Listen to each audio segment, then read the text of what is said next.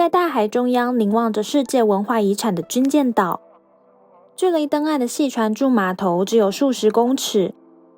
在船上等待登岸参观的乘客心里大概都在想，拜托海风不要再吹了，真不想逗留在船上，不想沿海岸环岛游一圈就赶紧离开。不过船长用低沉的声线宣布，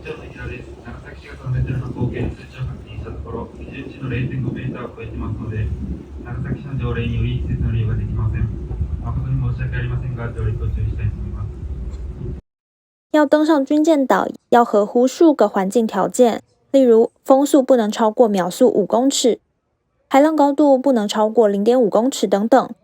而今天风浪比较大，海浪刚好超过了标准几厘米。船长把船做180度掉头，乘客们只好看着近在咫尺的目的地渐渐变远。船长心里也不想要就此回头，因为不登岸的话，旅行团行程中的登岸环节就得取消，要退回一部分的团费。这次的团费是8310日元，如果没有登岛就得退回3000日元。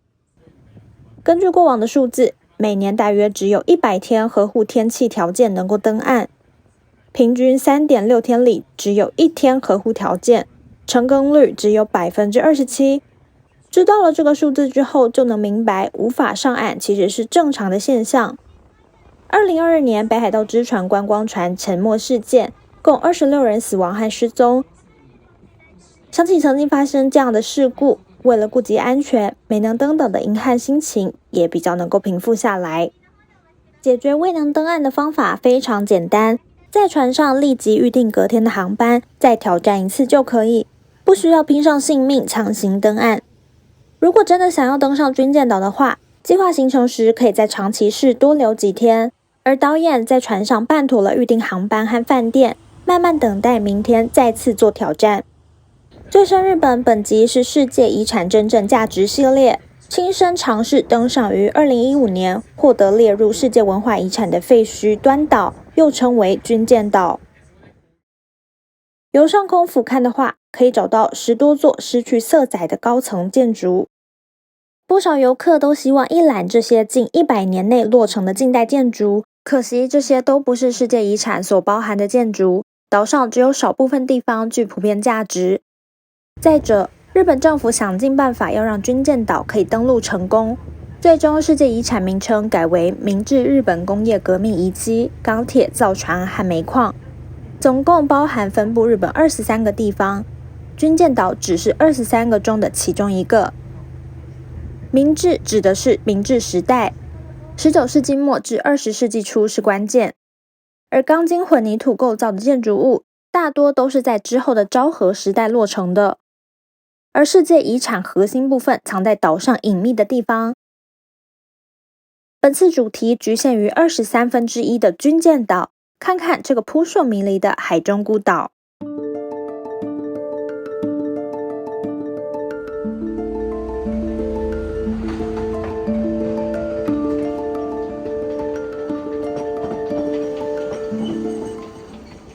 离开 JR 长崎火车站，乘路面电车往南走，来到另一个有关基督教的世界文化遗产大埔天主堂附近。在早上10点20分于长盘栈桥出发，搭乘能载83人的专用客船 Jupiter， 一直往南行驶40分钟，到达离港口19公里的无人孤岛军舰岛。怎样看这个岛也不像是个天然岛屿，四周围着高高的护岸墙。为何这个岛上有那么多的高楼大厦，还有高高的护岸墙？最重要的是，为何会获选为世界文化遗产的呢？让我们逐一来解答这一连串的问题。找到一张明治时代末期的图画明信片，估计是1900年代的。右下角写上了长崎港外端岛炭坑全景。端岛即是军舰岛的正式名称，这里是一个攫取煤炭的地方。炭坑的炭指的是石炭，也就是中文当中的煤。明信片中可以看到岛的中心是一座山，两端有高高的烟囱，这就是煤矿设施。再看看现在的照片，感觉上差别不大，这里从明治30年，也就是1897年进行第一次填海，直到1931年，总共填海了6次，中间的礁岩一带便是岛的雏形。填海的最大原因便是方便由海底挖掘出优质的煤。现在能源主要依靠石油，石油普及大概是从20世纪中期左右开始的。在那之前的年代，煤占有了重要的地位，除了用以制造船只之外呢，还用在军事上。掌握多少煤资源，深刻影响一个国家在国际上的军事和经济地位。早在江户时代，渔民已在端岛附近的岛屿发掘露出水面的煤。在同一个世界遗产中，有一座西洋式建筑格洛佛故居。不太熟悉日本近代发展的，或许会忽视这座建筑，更不能理解价值何在。来自苏格兰的格洛佛在长期立足，发展贸易，其中出资兴建火车和船屋，大力推进了日本走进现代化。追随格洛佛的小山秀尝试在1875年开发端岛，但因为台风而失败，损失相当惨重。格洛佛故居是日本最古老的西洋木造建筑，极具文化价值。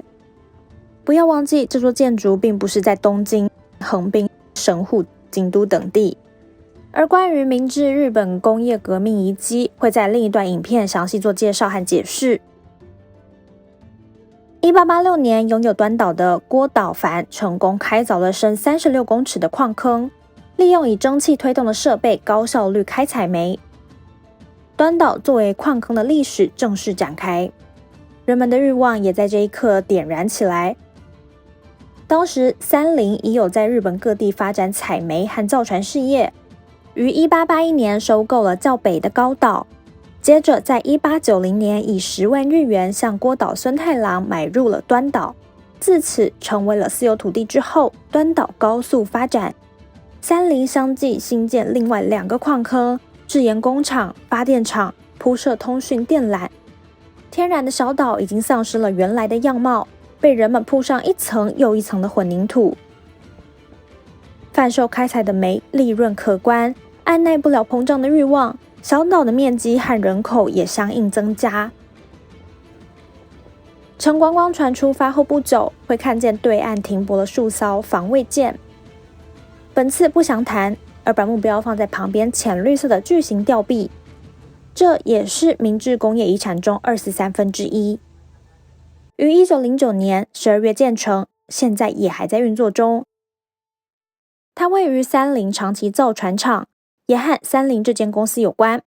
防卫舰停泊在造船厂旁也不奇怪。这番话没有离题，造船厂和船舰还有军舰岛关系密切。在1920年，战舰土佐于长崎造船厂开始建造，隔年完成后下水。战舰土佐的外形和新建了数座大厦的端岛相似，人们便渐渐把端岛称为军舰岛，现在反而很少人知道原本的名称。认识了长崎的发展背景，便会加深理解明治日本工业革命遗迹的价值。当然，其中1/23的军舰岛外表最为突出，也历经各种风波，有着无比的吸引力。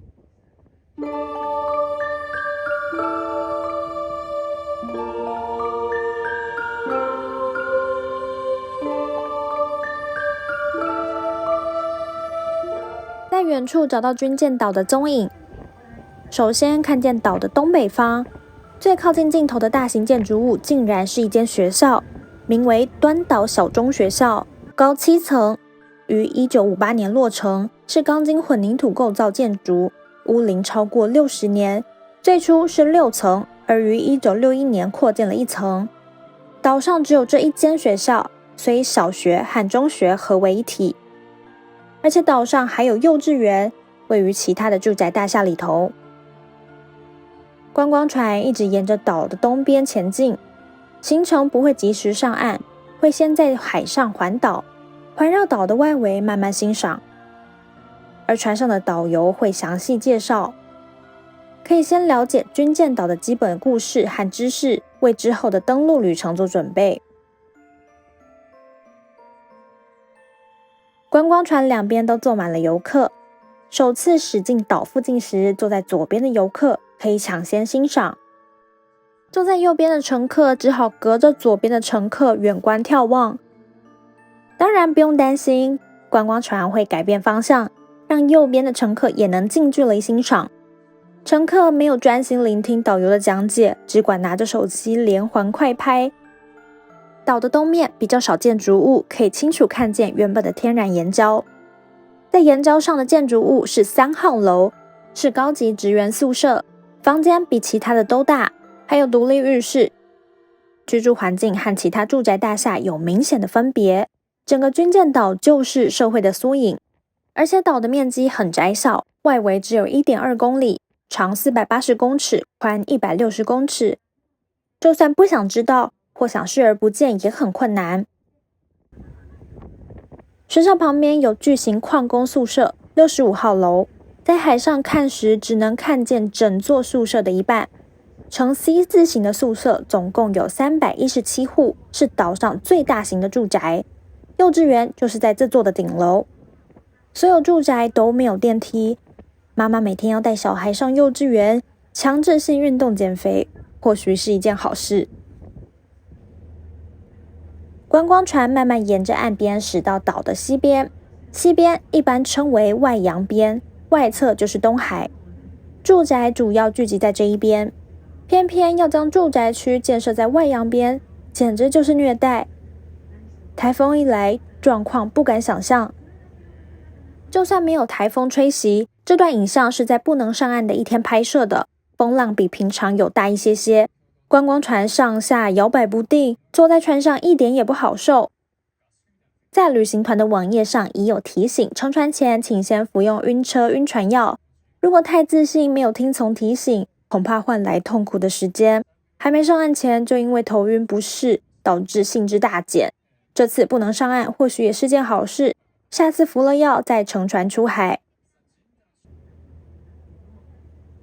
外洋边一排又一排的住宅都是矿工宿舍，全盛期的1960年住了5267人，矿工职员和家人都挤在岛上，所以细小的岛上新建了学校。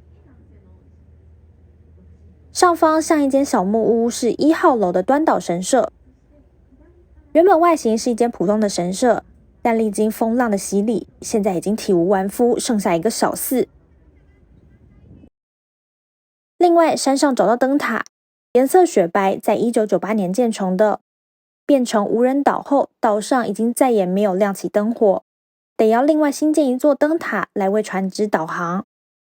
驶到差不多西南边的尽头，找到30号楼，是全岛上甚至是全日本最古老的钢筋混凝土住宅，于1916年落成，共有约140户，超过有100年的历史。外表和其他住宅没有太大的分别，可以推算岛上的建筑并不马虎，也成为现代建筑的研究对象，作为计算随时间过去破损程度变化的参考。环岛游后，差不多就要上岸参观了。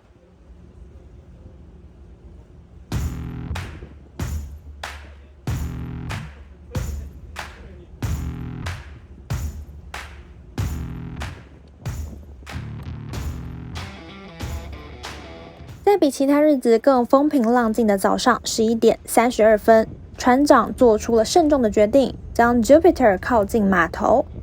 乘客期待欣赏废墟的心情升至顶点。根据过往2次乘船的经验，发觉航程中船长和导游没有特别提及风浪的话，就代表当日可以上岸。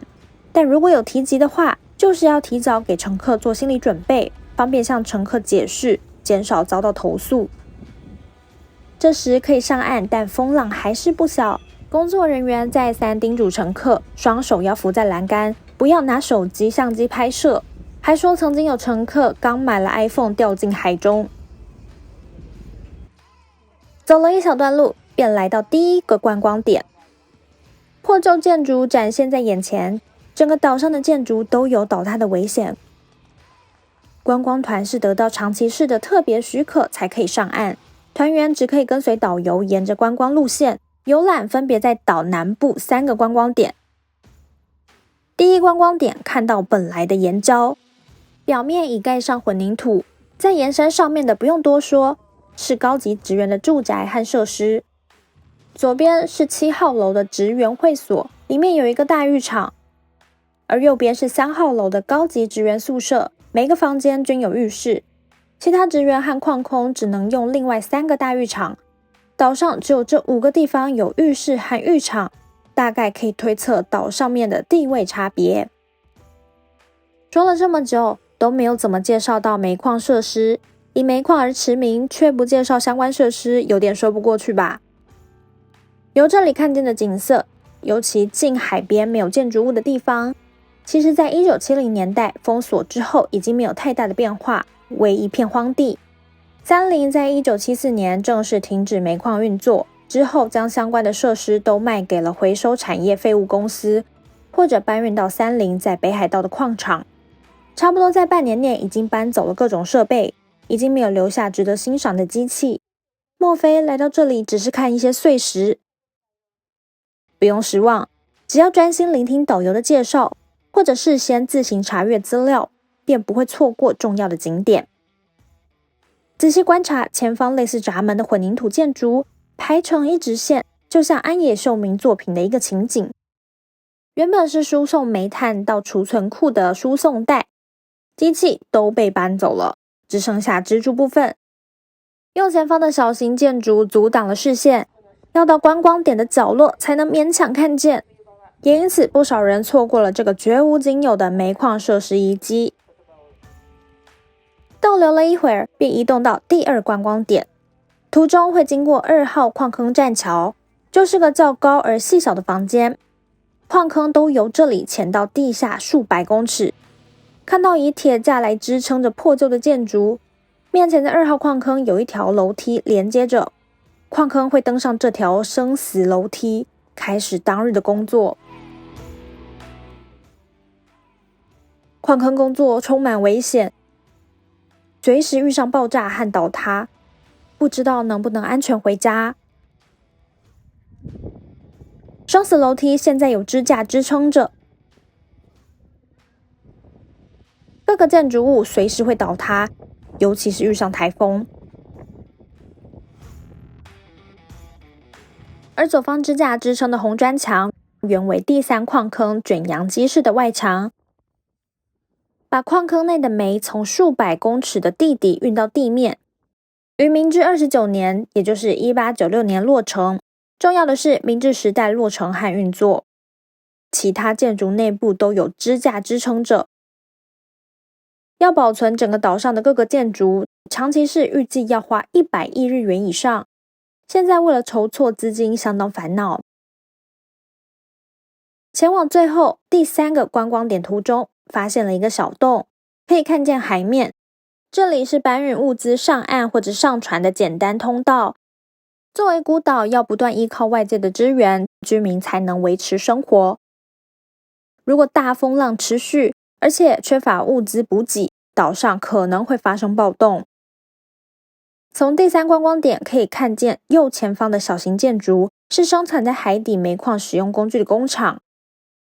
背后高9层的便是日本最古老钢筋混凝土大型住宅的30号楼，而左方沿海的是31号楼，有51个单位，1楼有邮局，地下有大浴场，另外还有理发室。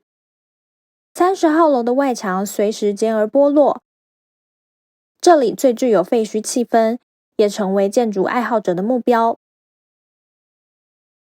上岸观光团到此为止，依原路返回码头乘船离开。接着再看看深入废墟内部的景色。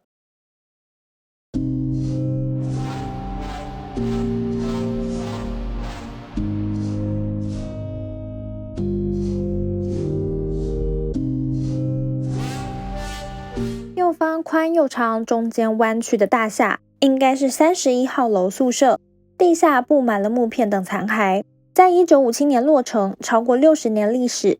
当时房间内用了不少木材来装修。到房间里看看，这里不算太狭窄，右手边有专用的厨房，前方是露台。顺带一提，岛上的屋租全都是免费的，员工不用交房租。不过仔细想想，其实可能山林已经在工资的底薪里扣除了相等于租金的金额，形式上是免房租。不知这个木造的房间是用来干什么的呢？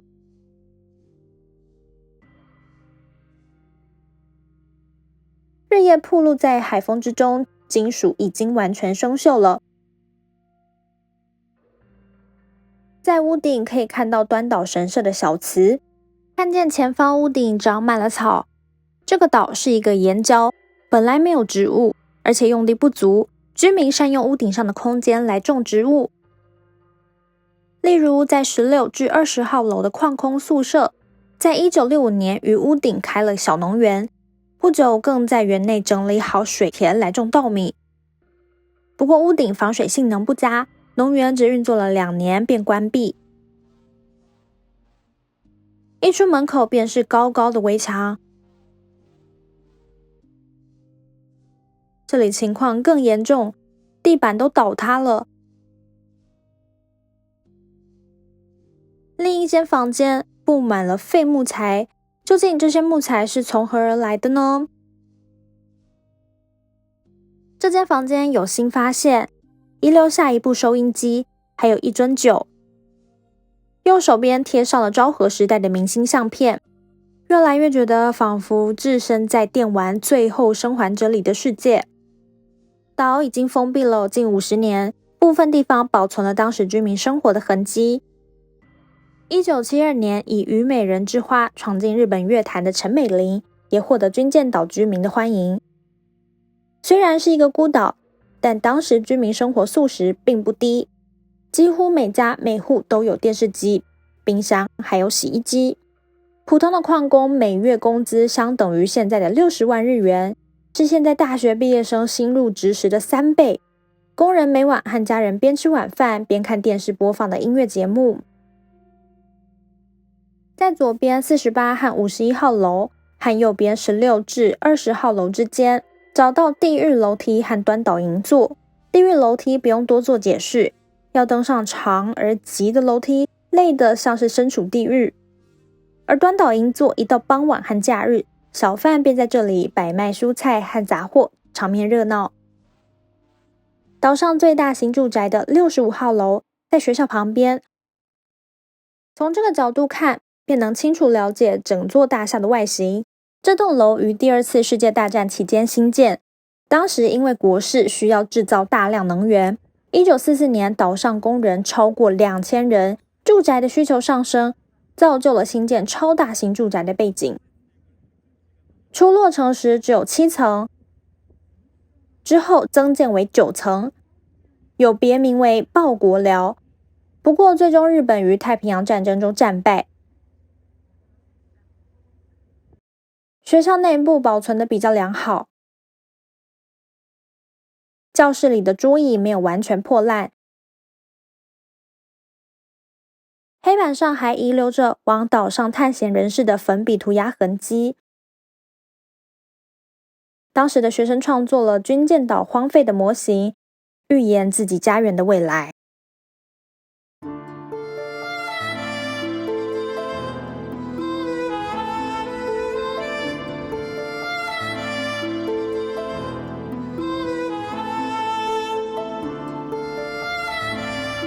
在海上眺望并实际上岸游遍了军舰岛，欣赏了军舰岛已成为废墟的部分。不过可惜的是，整个旅程里都看不到核心的保护区。世界遗产通常分为保护区和缓冲区2个部分，保护区为最核心的部分，最有价值并需要适当保护，而缓冲区亦为保护核心地区而设，保持核心地区的景观。例如金阁寺旁边不会有一个大型足球场，而军舰岛上的旧建筑就是缓冲区。进入20世纪中期，石油渐渐取代煤的地位，成为主要能源。出产优质煤的军舰岛已经失去了以往的重要性，加上三菱以采尽了所有煤为理由，于1974年正式关闭端岛煤矿，岛上所有居民都被迫搬走。之后，军舰岛就成为了无人岛。过了不久，最早登陆的是盗贼，把居民遗留下来的贵重物品都偷走了。接着便是废墟摄影同好，深入每一个角落拍照，制成写真集而赚取利润。三菱在关闭煤矿时，和市政府达成了协议，如果在27年内未能将岛卖出做其他开发，便交还给市政府。时光飞逝，27年瞬间过去了，没有买家问津，市政府接手军舰岛，也代表这里已经是非私有地。包括已经搬走了的居民，民间开始有保存军舰岛的活动。除了保存旧回忆之外，并发现了岛的价值，于2003年成立了 NPO， 将军舰岛列为世界遗产会。当时想以军舰岛单独申请，邀请了国际文化纪念物与历史场所委员做实地考察，结果是要以系列提名，也就是要连同其他相关遗产才能登录。这个结果也可以理解为端岛的普遍价值不足，最终以近代化为主题，连同九州其他地方和山口县的遗产联名，作为九州山口近代化遗产尝试登录。山口县为前首相安倍晋三的故乡，当时管理文化遗产的政府部门文部科学省提名了另一个遗产，长崎与天草地方潜伏基督徒相关遗产。结果军舰岛获优先处理，而军舰岛和其他构成遗产最终以现在的形式，于2015年正式获得登录为世界文化遗产。通过外国人哥拉巴等人，日本引进外国先进科技来发展采矿技术，加上日本幕府应美国要求解除锁国，数个港口包括长崎成为国际贸易港，船只来往长崎，造就了另一种产业的需求，那就是修理船只。日本吸收修理船只的技术，渐渐想要更进一步发展自己的造船业。而造船需要制钢技术，更需要大量的能源来熔铁。长崎各个煤矿发挥实力，提供源源不绝的能源，让日本得以发展造船工业，并利用造货船的技术来生产战舰，提升国际地位。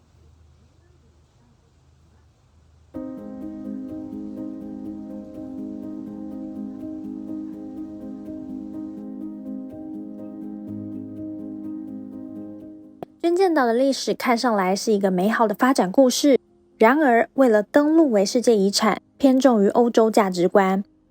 军舰岛不能单独登陆，便要从欧洲价值观着手。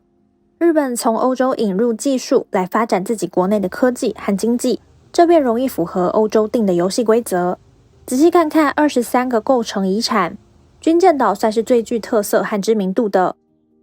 与其他世界遗产像是姬路城和法隆寺、京都古都等差别极大。结果军舰岛改变评估角度，以引入西方技术为主题，集合同时期各个零碎的遗迹，最后成功登陆。但除了军舰岛之外，其他遗迹根本没有人认识，更令人抱有疑问，为何会列入名单之中？军舰岛的核心部分是明治时代新建的环岛围墙和煤矿坑口。值得注意的，明治围墙其价值要待围墙剥落后才能显现，乘船时不细心看根本注意不到。另外，煤矿坑口更是在禁区之内，遭到建筑物阻挡视线，在岛上也不能看见。当然，上岸参观时也没有机会可以找到，只能靠熟读历史资料和发挥想象力才能理解它的价值。先不说世界遗产，以旅游业的角度来看的话，只能靠缓冲区古老大厦构成的废墟为卖点，根本没有人会认真追究核心部分在哪里。来到尾声，探究一下最后一个关键字：明治时代。军舰岛由江户时代起已经开始采煤，直到昭和时代的1974年，超过100年的历史。不过这个世界遗产局限于明治时代，正确为1850年代至1910年，为整个明治时代的其中一个时段。这个时代日本还没有统治韩国，可以避开例如强制劳动等复杂问题。韩国针对强制劳动问题不断反对这个遗产登录，直到现在也持续在抗议。当时日本和韩国在有关登录遗产上曾达成协议，韩国希望日本帮助登录百济历史遗迹地区，而日本则希望韩国也能同样的帮助登录明治工业革命的遗产。韩国起初答应，但是当百济成功登录之后，却立即又改变态度，转而反对。要登录成为世界遗产确实不容易，实际历史如何，有机会再深入探究。最终为了成功登录，明治工业革命遗产变成现在的模样，刁钻万分，要让国内外游客理解其价值，得花尽功夫。不过世界遗产只是其中一面，作为一个废墟，军舰岛必定是理想的观光胜地。